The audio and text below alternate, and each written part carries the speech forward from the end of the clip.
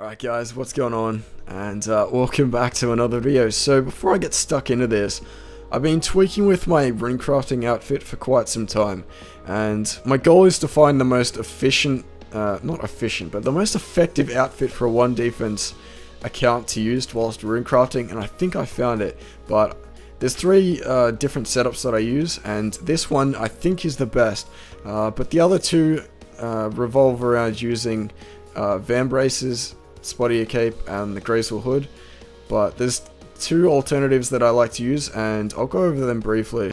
So this is the first alternative that I have, and the reason why I swap out the skill cape is because if I put on these black deer-hide van braces instead of graceful gloves, what ends up happening is that my weight goes over 0 kilograms. So that's a pretty important factor you need to remember, that when you're runecrafting you want to have 0 kilograms or less.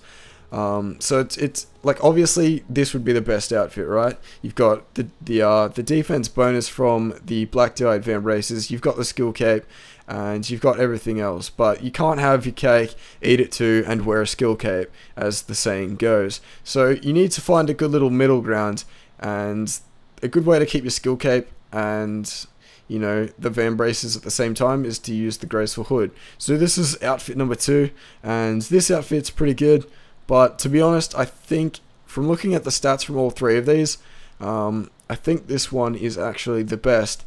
And if you guys know any better outfits than that, let me know, and I'll thank you for it, because like, make sure that it's 1 defense compatible, obviously. But I think I have found the best outfit for a 1 defense pure to use whilst runecrafting. So that's pretty cool, and I think I'll be sticking to this for a while. Okay, that was weird, but anyway, as I was saying, I like to have like an effective outfit, but at the same time, you need to have a certain level of aesthetics when you're doing it, because to be quite honest, like, the aesthetics of the outfit that you're wearing, I actually have a higher value of it, because I mean, I look at my account so many hours a day, and you don't want to look at something that's extremely ugly. So I think there's like actual merit to having a decent looking account whilst you play. And I don't know if you guys are like that, if you're skilling or something, if you dress your character up to make it look decent. But I don't know, it's something I like to do. I like to make it look good.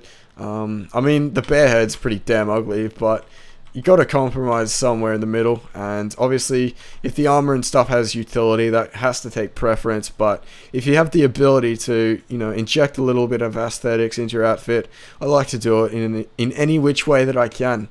But now that I've got my, what is this, Queer Eye for the Straight Guy Runescape edition out of the way, what I want to do is talk about my stat upgrades since my last video. So I'll chuck on 2 clips right now, and these clips are great because they involve me leveling up my runecrafting.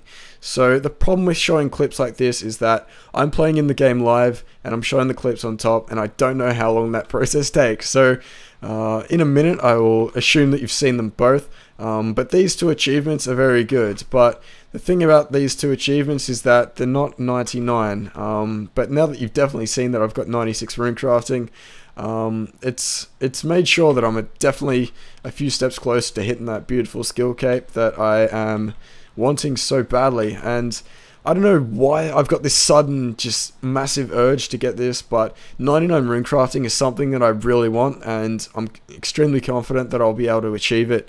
It's just a matter of time, to be honest. And the reason why I think I'm so confident with runecrafting is because I've managed to get some pretty decent EXP gained weeks. Now, if you've trained runecrafting, like especially with natures, training with a slow EXP rate can be pretty demoralizing, but once you get into the groove of it, you start to appreciate the experience even more. And because runecrafting is probably the biggest challenge for me, not in terms of like facing up against boredom to a new unheard of level like mining, the reason why I find this skill challenging is simply because of the low experience gained per hour.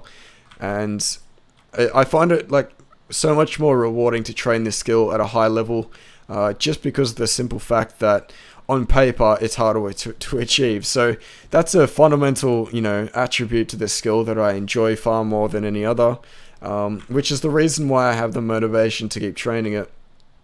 But once I hit 99, I think I will keep training it.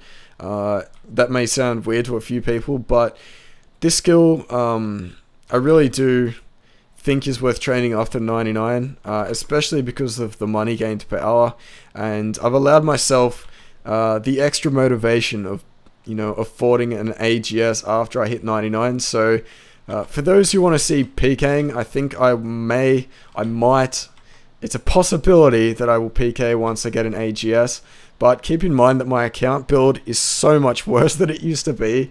It's a great build, don't get me wrong, but with this, modern age PKing, Zerka Pures and Void Pures just poo on me, to be honest, and I find myself refusing fights from them builds quite a lot because they're quite optimized builds.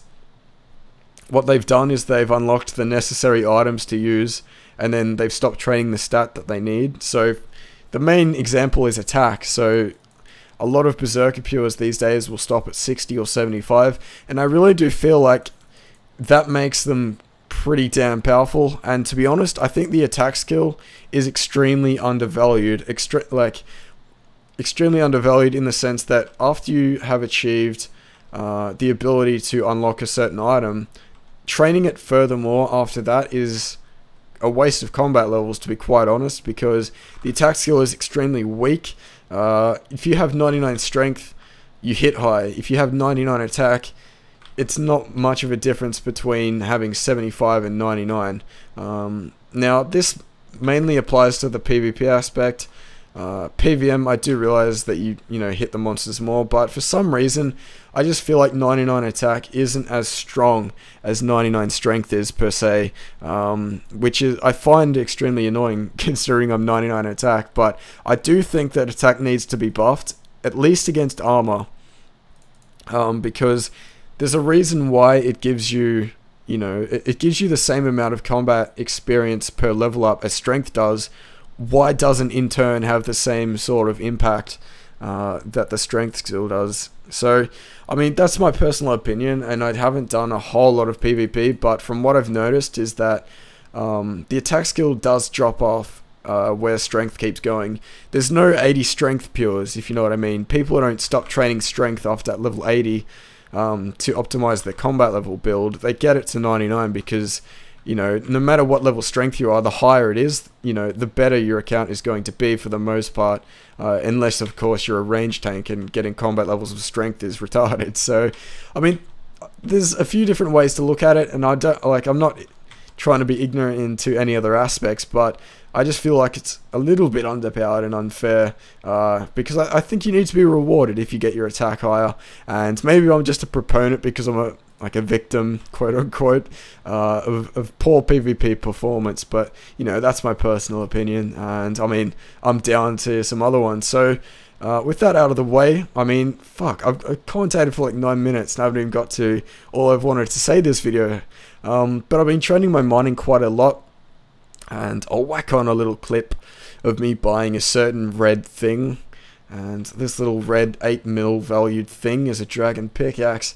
And I bought this thing because I really do think it's worth investing in things that are valuable to you, and mining experience is something that I don't want to fuck around with. Training that skill can be painful as shit, so any advantage I can give myself, I'm going to take every chance.